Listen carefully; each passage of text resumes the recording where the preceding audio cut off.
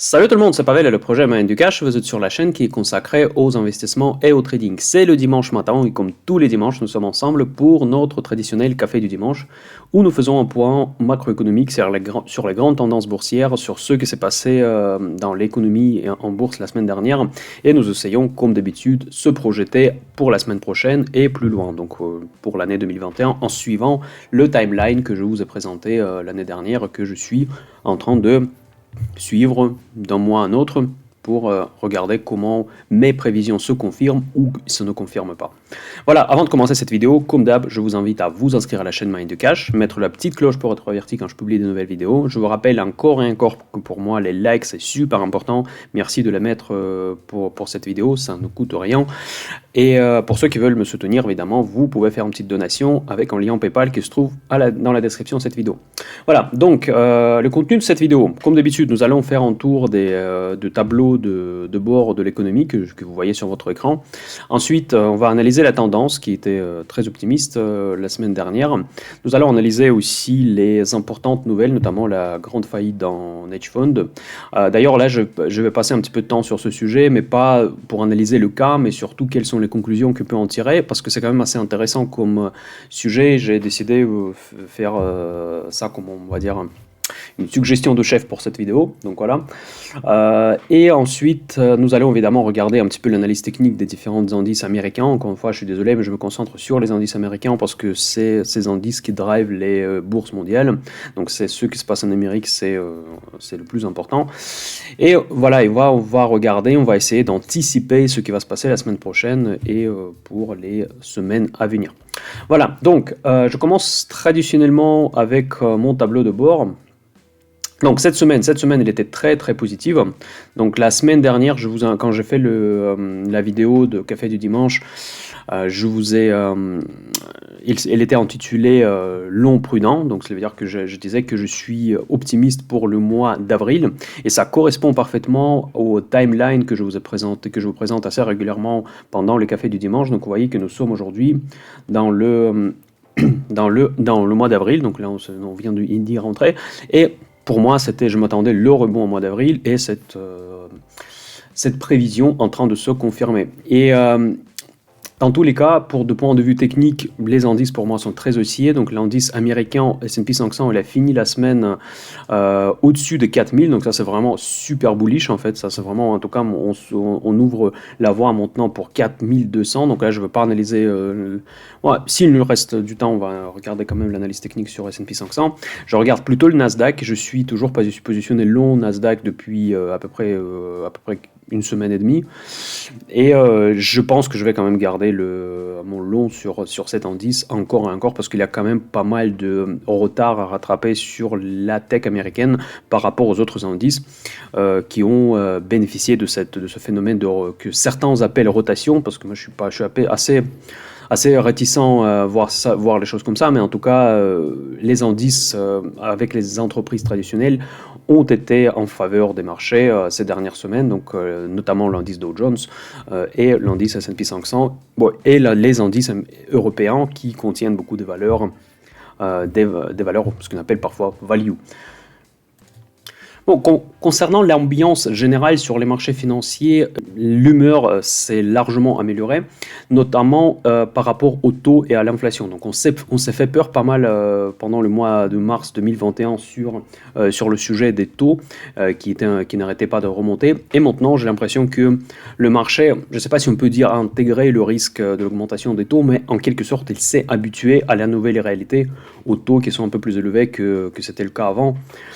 Aux États-Unis en tout cas. Donc les taux vont certainement un petit peu remonter aussi en Europe, mais en tout cas, pour le moment, ça ne fait plus peur du marché, jusqu'au moment quand il y ait un véritable dérapage des taux. Donc maintenant, on voit que le 10 ans US, il a clôturé, donc il n'y a pas eu de séance de bourse le vendredi, mais en tout cas, la semaine était terminée au-dessus de 1,7%. Il y a encore quelques semaines, ça aurait été, ça pourrait paraître super élevé, mais maintenant, pour les marchés, ils ont quelque part accepté le fait que les taux vont rester un petit peu plus élevés que c'était le cas avant, mais hors le scénario vraiment d'un dérapage encore une fois important et qui sera largement au-delà des attentes des marchés, des attentes de la Réserve fédérale. Je refais à nouveau le point sur la situation sanitaire, sur le Covid, parce que j'ai l'impression que ce sujet, j'ai failli de dire que ce sujet n'est pas suffisamment abordé dans les médias. Donc, il était abordé énormément, il est abordé énormément dans les médias, mais en tout cas, pour les marchés, je trouve qu'on sous-estime le phénomène. Parce que les grandes économies sont en train de refermer. Donc là, on a eu l'annonce de nouveau confinement en France. La France est une économie très importante. Et donc, du coup, on repart un petit peu dans le même scénario comme il y a un an. Et pourtant, je ne dis pas que les marchés devraient réagir de même manière comme il y a un an, parce que maintenant, on sait à quoi s'attendre. Donc là maintenant, on subit le phénomène quand les mêmes causes ne produisent pas les mêmes effets. Donc maintenant, le nouveau confinement en France ou en Grande-Bretagne, ou bon, peut-être aux États-Unis ici, mais dans les pays européens, ne vont pas faire peur le marché autant qu'ils ont fait peur il y a un an. Donc, mais en tout cas, je trouve que vraiment sur beaucoup de actifs qui sont cotés, le phénomène que Covid, ça va pas du tout. Donc là c'est un fiasco total sur la vaccination hors certains pays, notamment Israël. Et pourtant, les marchés ne tiennent pas compte de ce phénomène. Et pourquoi j'en parle j'en parle de ce sujet maintenant? Parce que dans le contexte de la hausse des taux et de l'inflation, des anticipations de l'inflation, ça peut changer la donne, parce qu'effectivement, si les économies ne se rouvrent pas ou tardent à se rouvrir, évidemment, ce que nous anticipe le dérapage de l'inflation peut ne pas arriver, parce qu'on est à nouveau refermé à la maison, donc on ne va pas aller consommer tout de suite. Donc du coup, quand est-ce qu'on va sortir de ces confinements? On ne sait pas. Donc du coup, toutes les anticipations de l'inflation plus élevée que prévu, il faut les repousser encore plus loin dans le futur. Et pourtant, donc du coup, peut-être c'est un peu trop tôt de se faire peur sur les marchés financiers. Donc du coup, je maintiens toujours mon avis très haussier pour le mois d'avril, et notamment sur la tech américaine. Là, je vais vous montrer l'analyse technique sur le Nasdaq 100. Donc, comme je vous ai dit la semaine dernière dans le café de dimanche, que l'indice Nasdaq, il avait un énorme support sur les niveaux 12 600 et 12 200 notamment, et il a toutes les chances de ne pas casser ce support parce qu'il n'y a pas suffisamment de contexte fondamental suffisamment, on va dire, mauvais pour que la cassure de ce niveau soit justifiée. Et donc, pour moi, il était plus probable que Nasdaq, vu que les autres indices sont en train de monter, repartent à la hausse à partir de ces niveaux-là, et c'est ce qui s'est passé exactement cette semaine. Et donc là, je ne vois pas de raison pourquoi maintenant on ne retournerait pas dans le canal haussier qui dure depuis les plus bas du Covid, et pour après entamer aussi une tendance haussière plus saine. Voilà, donc du coup ça nous laisse encore du potentiel assez important pour la hausse du Nasdaq. Donc pour rentrer dans ce canal, on aura une résistance importante pour moi au niveau de 13 600. Mais à mon avis, ce niveau sera cassé, probablement même il sera cassé la semaine prochaine déjà, donc c'est pas impossible. Mais ensuite, on a encore du chemin à faire jusqu'au plus haut historique, qui est autour de 13 900. Donc il y a encore beaucoup de potentiel sur les valeurs technologiques américaines, contrairement d'ailleurs à l'indice S&P 500 qui est déjà à son plus haut historique. Mais en fait, le point positif pour S&P 500, c'est que ils ont, techniquement parlant, en fait, là, ils ont dépassé, ils sont sortis par le haut, donc ils ont quand même maintenant, peuvent bénéficier d'un contexte technique, on va dire, assez favorable pour rejoindre assez rapidement 4200. Donc moi, je reste positionné, comme je vous ai déjà dit, je reste positionné sur Nasdaq long, et je vais rester, je pense que toute la semaine prochaine, à moins qu'il y ait vraiment des très mauvaises nouvelles qui tombent. Notamment d'ailleurs aussi, un autre argument pourquoi je reste long, c'est aussi que le rapport d'emploi américain qui est ressorti qui est sorti le vendredi, qui était très favorable. Donc du coup, la fermeture des marchés avant ce week-end de Pâques, il était très positif. Donc il y a toutes les chances, tous les espoirs en tout cas d'attendre l'ouverture positive également la semaine prochaine. Donc voilà, pour moi d'ailleurs juste le mois de mars c'était vraiment, pour l'instant c'est le meilleur mois de l'année 2021, donc je ne sais pas si c'est pour vous c'était le cas, donc dites-moi dans les commentaires si vous avez pu profiter de comment vous avez vécu en fait ce mois qui était assez difficile d'ailleurs de point de vue de trading. Comment ça a été pour vous? Dites-moi ça dans les commentaires, c'est très intéressant, on s'échange quoi de ces informations. Et aussi sur la chaîne Telegram, évidemment, si vous êtes inscrit. Donc si vous n'êtes pas inscrit, je vous conseille au moins tester, parce qu'il y a un lien dans la description de cette vidéo. Ça marche comme WhatsApp, en fait, vous cliquez juste en lien, ça fait ouvrir une application. Et vous avez un espèce de chat où vous pouvez discuter, poser des questions, donc et c'est vachement dynamique, donc vous pouvez assez facilement trouver des bonnes réponses à vos questions. Voilà. Voilà, donc du coup, moi je reste positif. Franchement, au jour actuel, je ne vois pas pourquoi les marchés devraient se retourner à la baisse. Encore une fois, à moins qu'il y a vraiment des très mauvaises nouvelles qui tombent la semaine prochaine, dès le début de la semaine, mais moi je ne vois pas d'où ça peut venir. Pour ceux qui viennent de démarrer en bourse, en fait, je pense que vous pouvez être assez étonné par ce que je dis. En fait, les marchés financiers ne vivent pas nécessairement la même réalité que l'économie réelle. Et nous subissons ce phénomène depuis déjà pas mal de temps. Et là, on est presque dans le cas où, si on reste en confinement, on reste avec des économies fermées. Donc, c'est presque une bonne nouvelle pour les marchés parce que ça garantit que les banques centrales ne vont pas arrêter leur soutien monétaire dont le marché est en bénéficiaire direct. Donc, gardez toujours en tête que le marché, ce qui l'intéresse, c'est la continuité des injections monétaires de soutien des banques centrales. Voilà, donc ça c'est vraiment un point super important à comprendre si vous êtes novice sur les marchés. Donc voilà, en retournant sur le tableau de bord, on avait déjà parlé sur des taux. En fait, je vais juste vous montrer quelle était la tendance des taux sur une semaine. Donc voilà, Oups. Bon, les taux ont remonté, hein, ça n'a pas remonté très fort, mais en tout cas, sur le 10 ans, ça a remonté un petit peu. Ça n'a pas fait tellement peur le marché. Donc du coup, le marché commence à être quelque part vacciné, au moins quelqu'un qui est vacciné, donc contre les peurs de la hausse de l'inflation et de la hausse des taux. Maintenant, il y a un autre point où je trouve intéressant de s'arrêter maintenant, exactement dans le contexte de Covid, de la crise sanitaire qui ne semble pas d'être résolue. On est très loin de là. C'est le pétrole. Encore une fois, j'ai un petit peu évité ce sujet depuis plusieurs vidéos Café du dimanche, mais c'est peut-être le moment d'y revenir. Bon, d'ailleurs, il y a 15 jours, il y a 2 semaines, c'était ma meilleure stratégie de short à partir de 70. Mais en tout cas, je pense que vraiment, si on parle des actifs qui vivent leur propre vie, qui est complètement déconnecté des réalités du Covid, de la crise sanitaire, c'est le pétrole pour moi. Vraiment, le pétrole tient à une seule chose, c'est les accords OPEP+. Donc, une fois que l'OPEP tient, parce que bon, évidemment, ils savent parfaitement que la demande de pétrole est en baisse, ils limite artificiellement la quantité de pétrole qu'ils mettent en disposition aux économies, si vous voulez.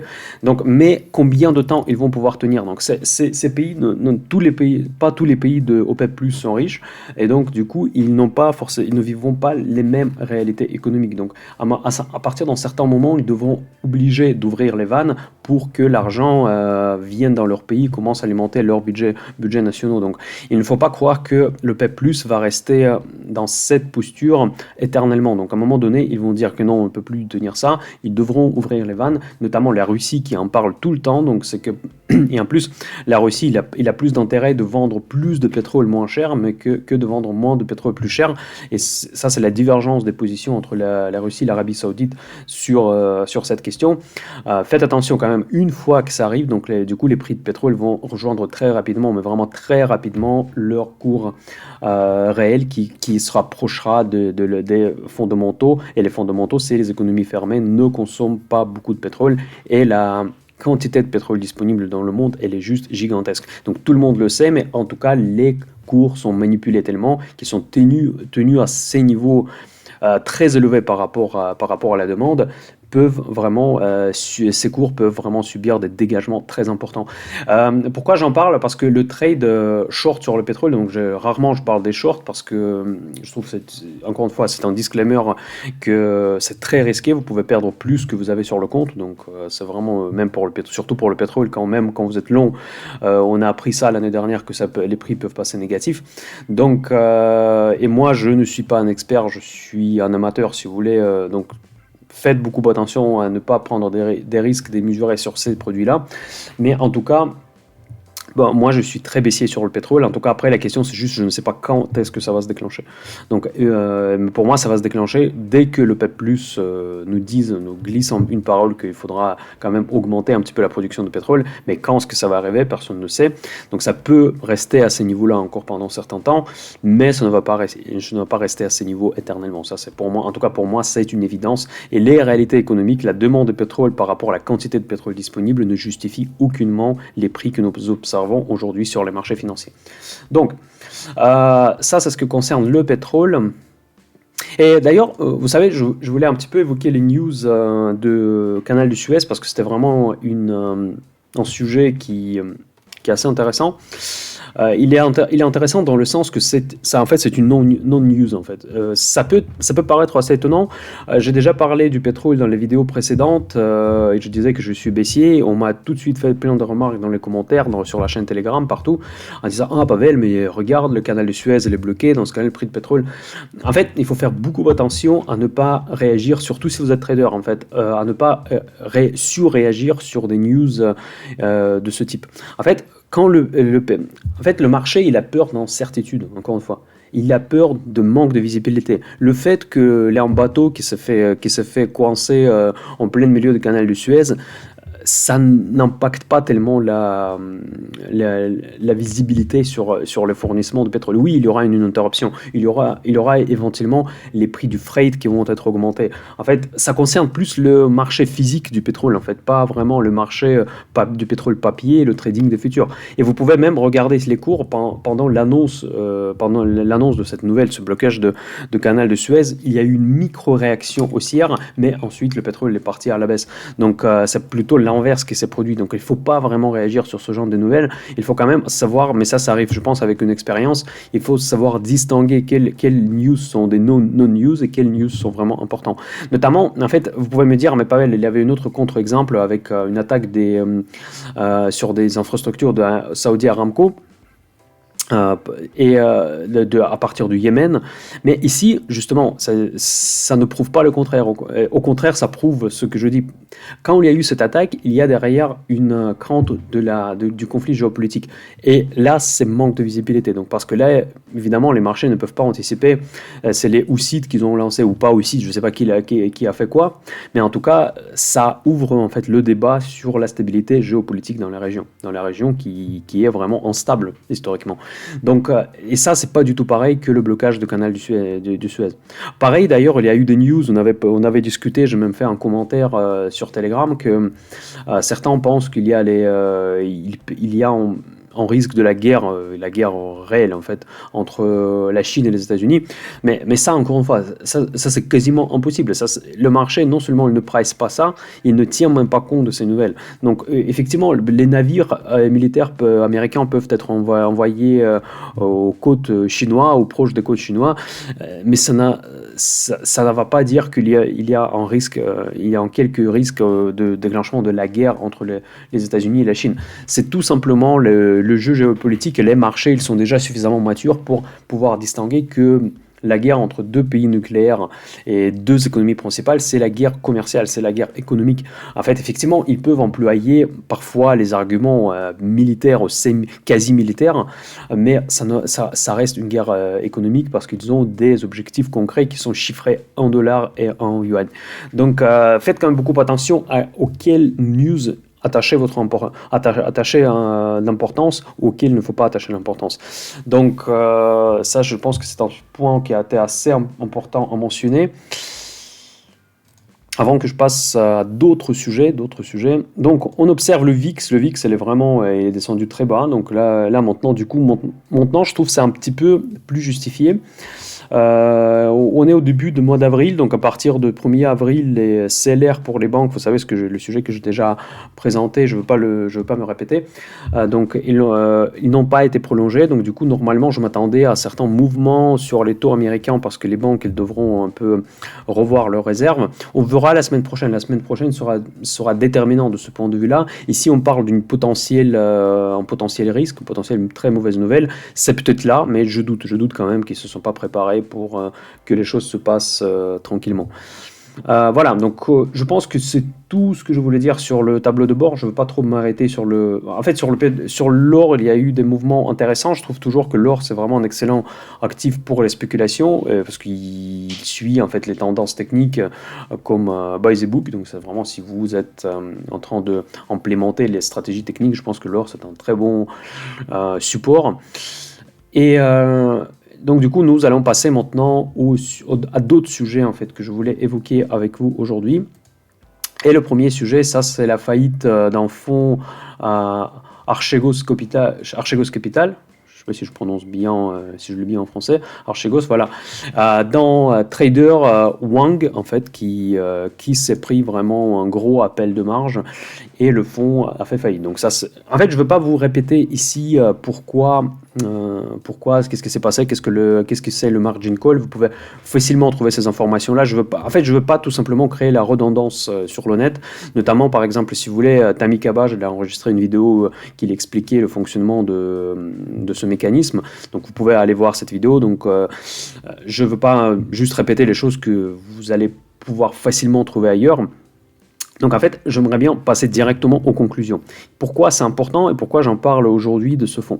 Déjà, la première chose, que c'est une superbe exemple de ce que j'appelle l'inflation des actifs. Donc vous pouvez me dire quel rapport, hein, rien à voir. Bah si, en fait, ça a beaucoup à voir avec ce phénomène de l'inflation des actifs par rapport à l'inflation dans l'économie réelle. Donc qu'est-ce qui se passe en général? Donc ce fonds hedge fund, il se finance d'après les banques. Et les banques, évidemment, elles se financent sur un marché interbancaire et dans certains cas, d'après la Banque centrale. Mais dans tous les cas, le marché interbancaire, elle est largement manipulé par la Banque centrale. Et donc, qu'est-ce qui se passe en réalité? En fait, quand la Réserve fédérale, elle, quelque part, injecte de l'argent dans le système, tout ce qu'elle fait, elle fournit plus de réserves aux banques commerciales et ça leur donne une facilité de prêter. Donc, ils prêtent à qui? Non, ils ne prêtent pas à vous et à moi pour acheter, je ne sais pas, des biens de consommation ou des maisons, etc. Elle le fait, mais en beaucoup moindre mesure par rapport aux prêts qu'elle fait aux différents fonds style Archegos Capital, et aux autres institutions financières.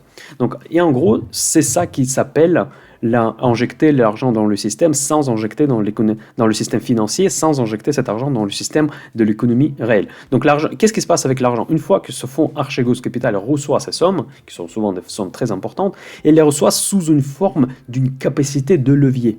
Donc, en fait, en gros, quand les banques les financent, vu qu'ils ont beaucoup de facilité, ils ont la feu vert pour faire ça de la Banque centrale, donc du coup ils prêtent facilement à ces fonds-là, et ces fonds-là commencent à spéculer de plus en plus, prendre les positions de plus en plus grosses, et ça fait gonfler les prix des actifs. Donc, et ça, c'est le phénomène qui est super dangereux, ça fait créer, on peut pas dire que ça crée des bulles nécessairement, en fait, mais ça crée des bulles dans certains actifs, mais en tout cas, ça représente le mécanisme ça c'est un superbe exemple de ce mécanisme qui fait gonfler les valeurs des actions, les valeurs de l'or, les valeurs de Bitcoin, parce que ces fonds, les hedge funds, ils ont une liberté d'investir dans tout n'importe quoi. Ils peuvent, même s'ils sont spécialisés sur le pétrole, ils peuvent décider d'un coup d'investir dans le Bitcoin, ça n'impose aucun problème. C'est pas comme des fonds traditionnels qui sont les SICAV ou les OPCVM, qui sont limités par les benchmarks, qui sont très régulés. Ça, c'est les fonds qui peuvent faire tout n'importe quoi.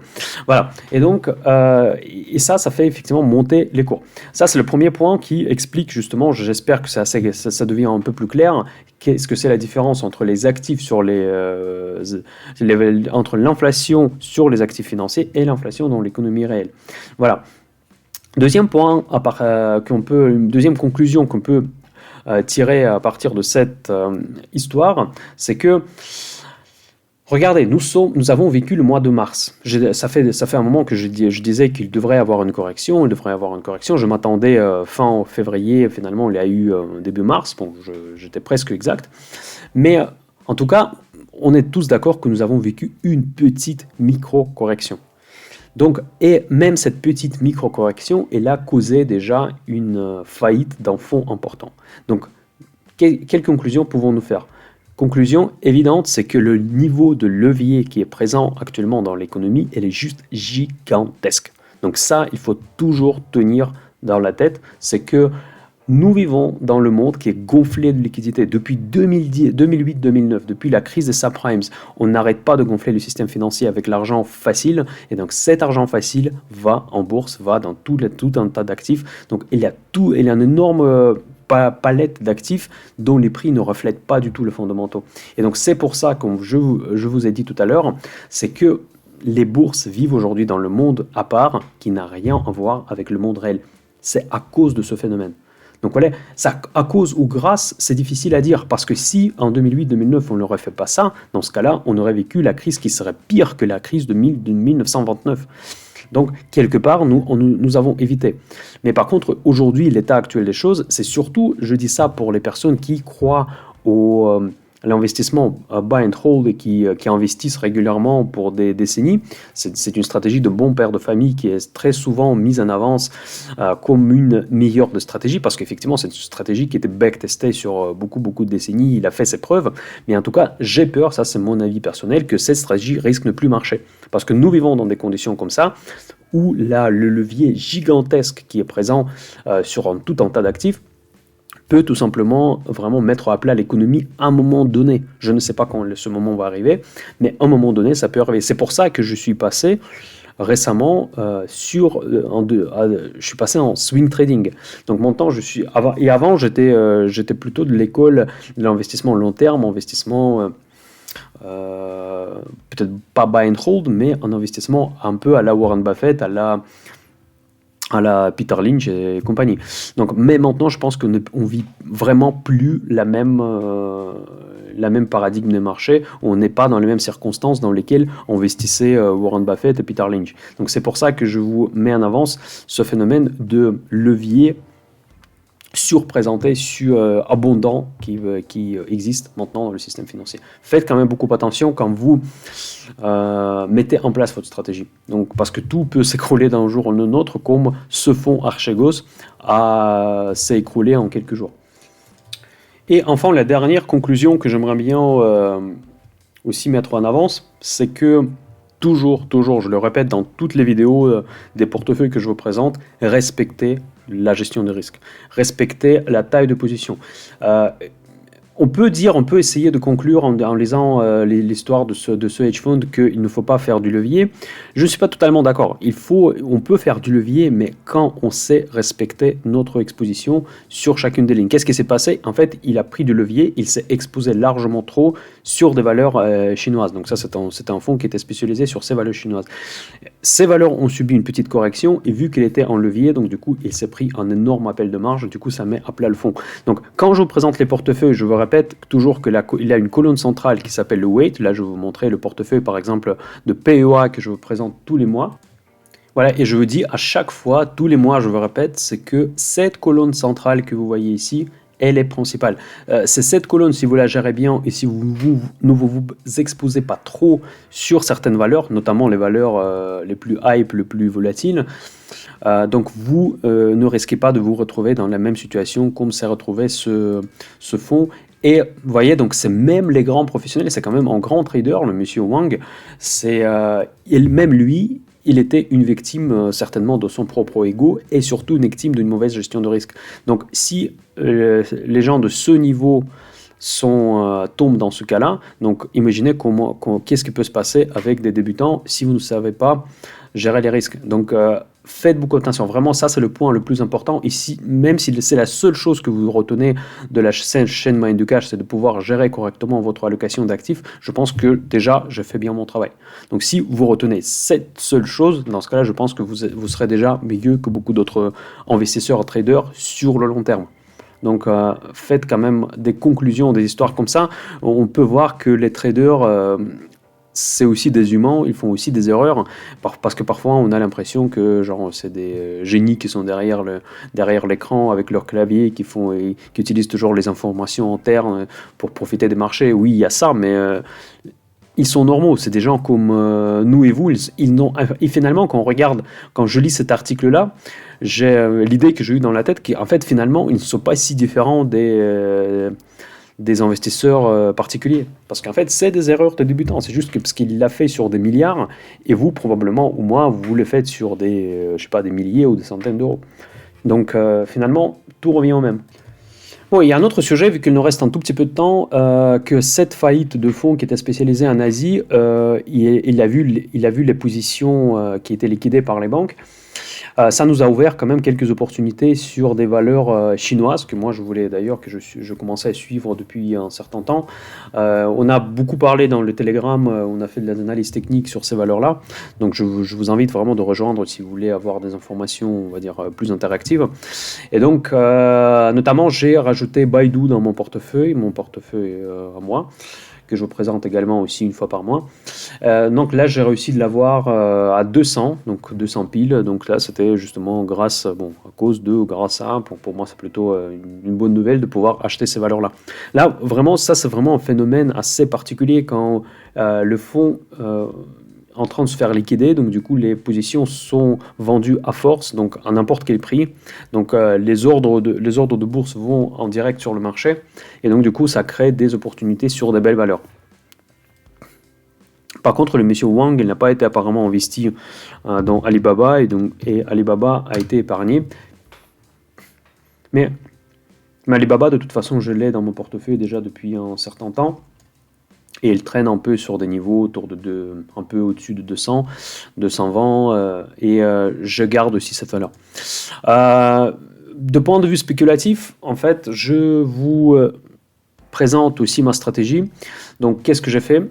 J'ai vendu en put, une option put sur l'action, sur la SS2I française Atos. Vous savez qu'elle a chuté la semaine dernière, donc du coup j'en ai profité, parce que la volatilité évidemment sur ce titre était énorme, et les puts elle était chère, donc j'ai profité pour vendre pour un strike à 62 si ma mémoire est bonne. Donc... Non, à 52, pardon. Et donc, du coup, il était à un moment donné, au moment quand j'ai vendu ce put, la baisse, elle était très très forte, à moins 16%, je crois. Et donc là, je suis déjà plutôt positif. Donc, encore une fois, pour ceux qui me suivent pas depuis très longtemps, c'est une stratégie de vente des puts que j'utilise assez souvent. Je me suis fixé vraiment le niveau à 52 sur Atos, sur lequel je suis prêt de l'acheter, même peut-être à court terme, je ne pense pas que je veux garder longtemps. Et j'ai vendu en put, et si jamais le marché va en dessous, donc du coup je devrais l'avoir, donc je devrais l'acheter à 52 moins ma prime. Mais par contre, quand je fais ça, en général, j'attends que ce scénario ne se réalise pas et que le marché se retourne, parce que quand même, elle était quand même largement survendue, l'Atos. Et c'est ce qui se passe. Et je pense que la semaine prochaine, peut-être pas le premier jour, mais durant la semaine prochaine, on verra une forme de rebond sur Atos, parce qu'il y aura certainement des personnes qui voudront se positionner sur ces niveaux-là. Donc ça ne va pas dire que je suis haussier sur Atos, mais je ne suis pas apocalyptique sur Atos. Je peux décrire cette stratégie un peu comme ça.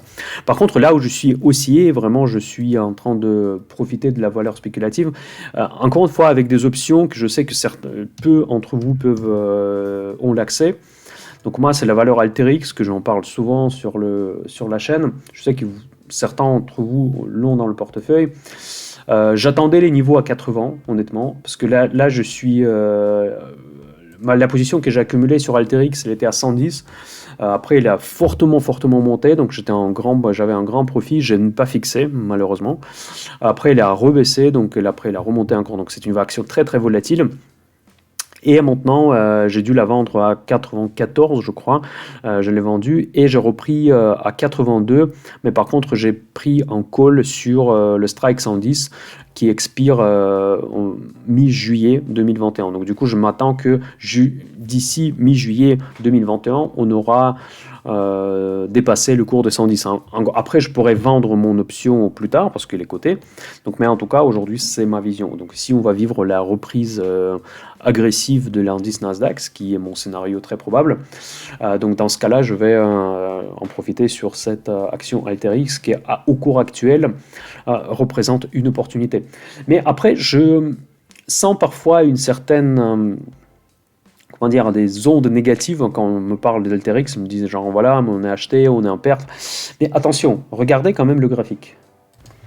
Cette action que moi je vois à long terme, parce que pour moi elle est positionnée vraiment sur des segments qui m'intéressent, regardez bien. Depuis 4 ans à peu près, c'est ça? Bon, depuis un peu moins de 4 ans, cette action elle a fait presque 700%. Donc c'est juste gigantesque, elle a fait presque 700% depuis 4 ans. Et vous êtes en train de s'étonner pourquoi elle s'est permis de se corriger de 30-40%. Bah, tout simplement parce que c'est une action volatile, c'est une action de catégorie C, et donc c'est une action qui ne gagne, pour l'instant, ne gagne que très peu. Et donc, quand vous achetez une action comme ça, cela veut dire que vous prenez déjà le risque. Vous achetez une valeur qui a beaucoup de potentiel, que vous êtes en train de valoriser d'une certaine manière, et c'est tout à fait normal de vivre des séances, des corrections, des périodes de corrections très violentes. Donc, vous avez bénéficié des hausses très violentes, mais des corrections sont aussi violentes. C'est le cas aussi pour les biotech, moi j'achète très souvent, et c'est le cas pour les sociétés technologiques de la catégorie C. Donc, il ne faut pas s'étonner de cette volatilité.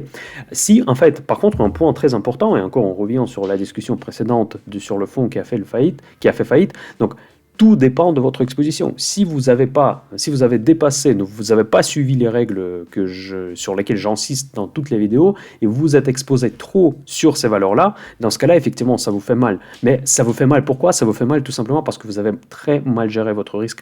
Et donc, quand vous achetez des valeurs qui montent en flèche, donc préparez-vous qu'ils vont baisser en flèche aussi. Donc ça, c'est vraiment très important point. Et sur ces valeurs-là, il ne faut pas s'exposer à plus de 2-3% de votre portefeuille. Si c'est plus, dans ce cas-là, vous avez mal géré votre risque. Si vous êtes exposé à 10% sur Alteryx, dans ce cas-là, effectivement, ça va vous faire mal. Après, évidemment, ça dépend aussi combien votre portefeuille de bourse représente dans votre portefeuille total. Mais dans tous les cas, encore et encore, je vous répète que la gestion des risques, c'est vraiment le point le plus important pour avoir le succès dans le trading, pour avoir le succès dans l'investissement. Voilà, donc sur ça, je pense que je vais terminer cette vidéo. En tout cas, je vous souhaite de passer un très bon week-end de Pâques. Profitez bien. Ne mangez pas trop de œufs de Pâques de chocolat, ne mangez pas trop de chocolat. Je vous souhaite le meilleur. Profitez bien des rayons de soleil qui nous restent. Bon, je pense que ça va un peu malheureusement se dégrader le temps dans les jours à venir. Mettez-moi des commentaires s'il vous plaît si vous avez des questions, si cette catégorie vous plaît, n'oubliez pas de mettre un like. Je sais que Café du Dimanche c'est devenu notre petite tradition. Donc je vous attends pour le prochain Café du Dimanche la semaine prochaine. Il y aura encore des vidéos entre temps. Rejoignez-moi d'ailleurs sur Telegram, d'ailleurs je vous répète à chaque fois, c'est très intéressant, je pense que ça va être très utile pour vous. Et je vous souhaite le meilleur. Mind du Cash, à très bientôt, bye bye.